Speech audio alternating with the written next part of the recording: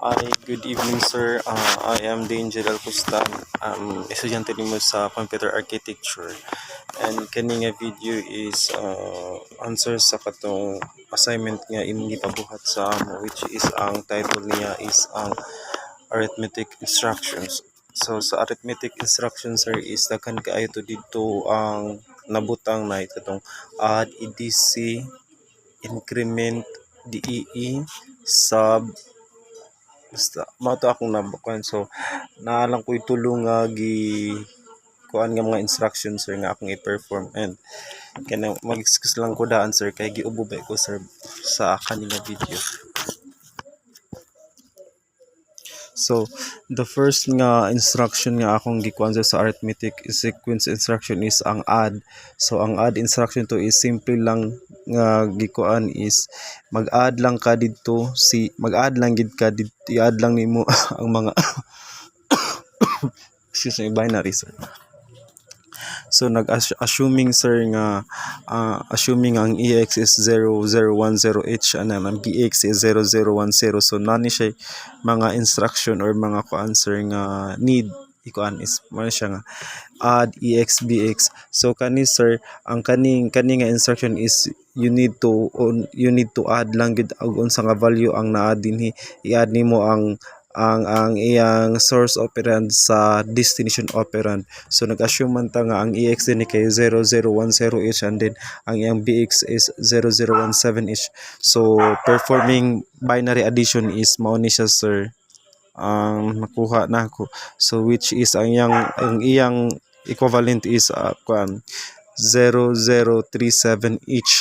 So excuse me, gi-identify dayon ang sign flag which is 0, ang 0 flags is 0, then ang parity flag is 0, and then ang carry flag is 0 also, and then ang iyang auxiliary flag is 0, and then ang iyang overflow flag is 0. So mana siya ang add instruction sir. So the next instruction is ang DEE or okay mga siya sa DEE. So nag-assume okay ang DEE is magkuan lang ni siya, mag-execute lang ni siya nga instruction if na siya add nya EDC or increment. So dinhi nga ko answer kay is naman siya kaning add nga instruction, so automatically mo execute dining DEE sir. So ang iyang first ko answer kay i-move nimo ang move EL to 55 each, which is ang source operand niya sir kay 55 each man. So pag ang source operand is i-move nimo siya padong sa destination operand which is ang EL. So now ang value sa EL karon sir is 55H. Then napo isa sir nga move BL 55 each. So maro gihapon ang process niya sir, which is ang iyang source operand is you need to move padulong sa destination operand which is ang BL. So man na siyang 55 each.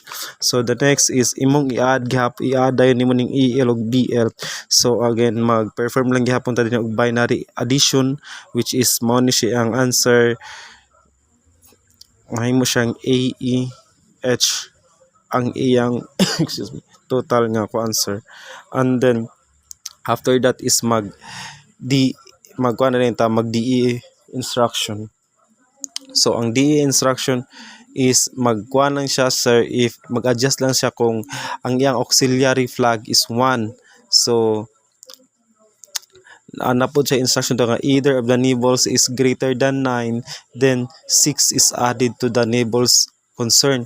So ang neighbors din kani nga neighbors sir kay greater than 9 man ni siya, mamay ang rules ito pag greater than 9 is mag-add din siya og 6 which is iyang value sa binary kay 0101. So mao na dayon ni sir is perform excuse me sir perform binary addition dayon siya sir. So mao ni siya ang na-come up dayon nga answer is 10110000, which is sa iyang kuan is ang value niya is B0H. The next arithmetic sequence instruction sir is ang sub instruction. Ang sub instruction sir is kumbaga kaning unsa pa ni reciprocal lang siya sa add instruction ug unsay kaning kuan bitaw sir kaning sa paning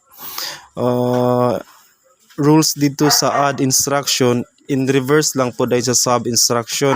So ang dinhi sir is nag-assume lang ta nga ang EX is 0015H and then ang BX is 0019H. So dinhi dayon sir sub EX BX. So ang kaning EX is gihatagan na siya og binary niya nga equivalent and also sa BX. So perform subtraction dayon siya sir. So dito sa first nga kuan nako nga video sir katong mga ningagi nga video is na dito yung rules ug unsaon pag-perform og subtraction in binary. So dinhi din sir na come up din nako ang iyang kuan 111 111 111 1100 which is ang iyang value is FFFC. So mar gihapon dinhi sa add instruction sir is pangitaon lang gihapon ni nato ang mga sign flag which is ang sign flag niya so ang parity flag is 1, ang carry flag is 1, din ang EF is 1, and ang ZF is 0, din ang ISF is 1, din ang overflow flag is 0. So pangutana nganong importante man nga mag-study ta og kaning arithmetic instruction in terms sa programming o computer architecture. So kaning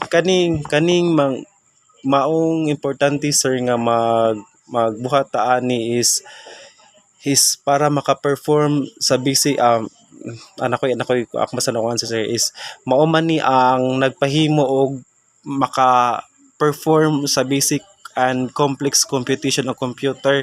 Kabalo man kita sir nga ang computer is iyang language lang is 1 ug 0. So if need siya nga mag-give kag instruction sir mao nang moagi gid siya og arithmetic sequence nga mga instructions. So in all ug walay arithmetic instructions dili gid maka-perform ang computer. Mao ra siya sir. Daghang salamat ug may gabi sir.